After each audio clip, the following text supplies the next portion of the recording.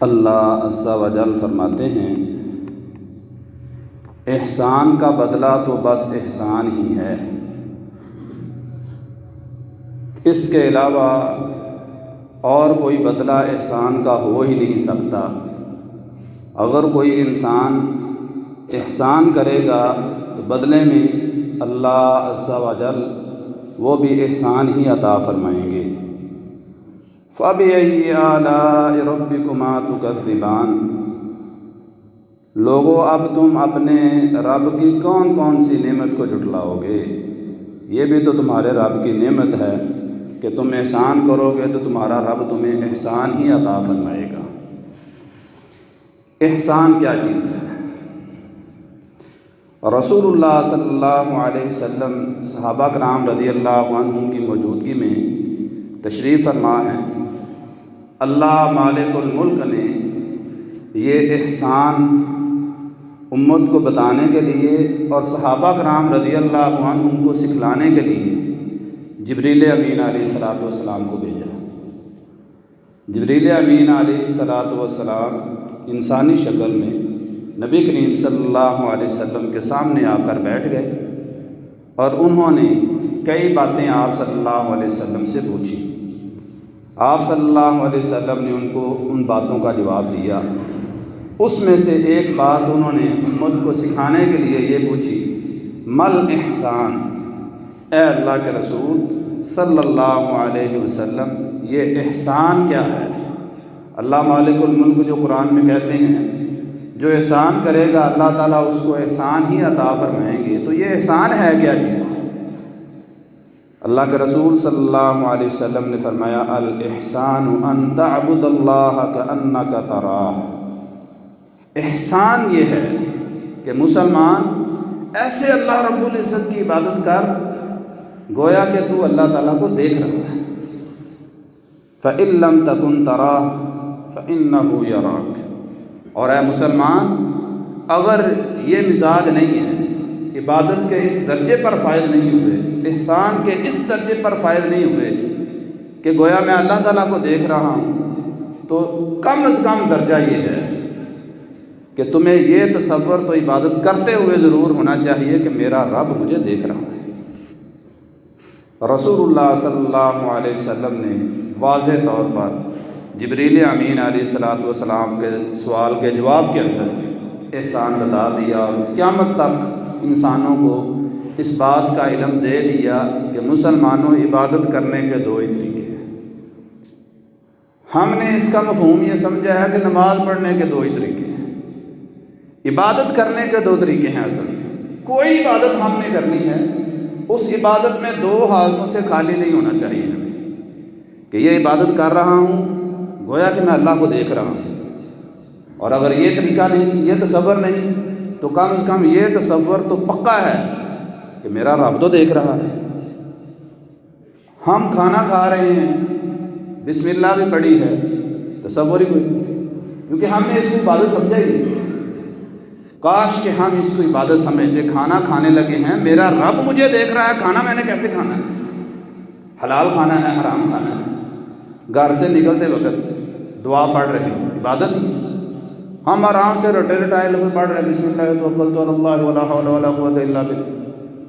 کوئی تصور تو قائم کرو پہلے کہ میرا رب مجھے دیکھ رہا ہے، یا میں اپنے رب کو دیکھ رہا ہوں۔ پھر بندہ پڑھ رہا ہے بسم اللہ توکلت علی اللہ لا حول ولا قوۃ الا باللہ، اس کو پتہ چلے میرا رب مجھے دیکھ رہا ہے، یا میں اپنے رب کو دیکھ رہا ہوں، میں عبادت کس طریقے سے کر رہا ہوں۔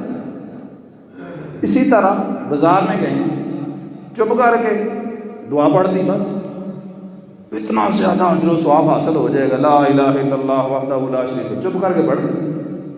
اللہ کے بندو یہ عبادت ہے، اور عبادت کے اندر یہ تو تصور کرو پہلے کہ میرا رب دیکھ رہا ہے، ادھر سے سبحان اللہ الحمدللہ اللہ اکبر لا الہ الا اللہ یہ بھی جاری ہے، اور آنکھوں کی خیانت بھی جاری ہے، کانوں کی خیانت بھی جاری ہے، زبان کی خیانت بھی جاری ہے، پتہ ہی کون نہیں میں اللہ کی عبادت کر رہا ہوں۔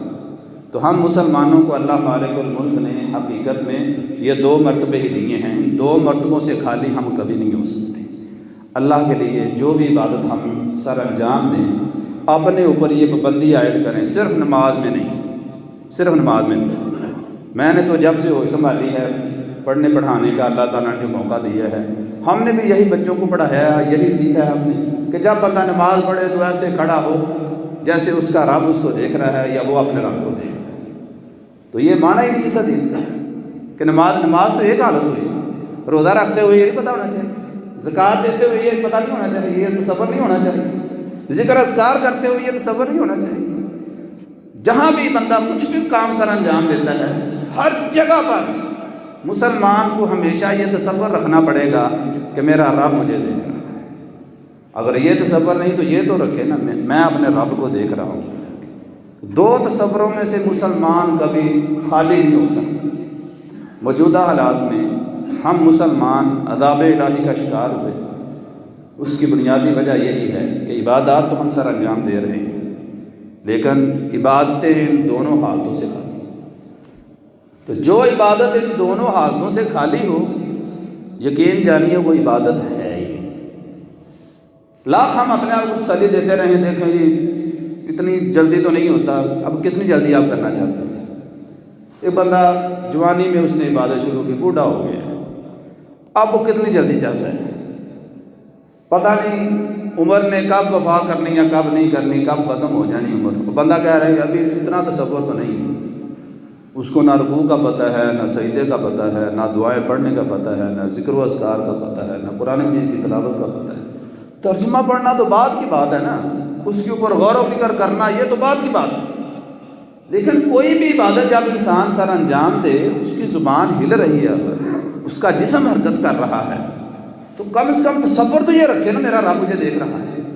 تو یہ تصور ہی کوئی نہیں ہمارے اندر۔ تو بہرحال محترم بزرگوں اور بھائیوں، ہم نے اپنے آپ کو صالح بنانا ہے، نیک بنانا ہے، ایک بنانا ہے جس طرح کا اللہ خالق الملک ہم سے مطالبہ کرتے ہیں، نہ کہ اس طرح کا جس طرح ہم چاہتے ہیں۔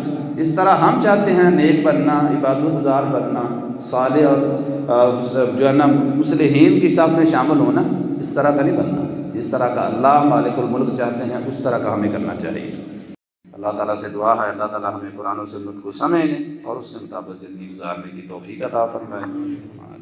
خزاں کی رت میں گلاب لہجہ بنا کے رکھنا کمال یہ ہے، ہوا کی ضد پہ دیا جلانا جلا کے رکھنا کمال یہ ہے۔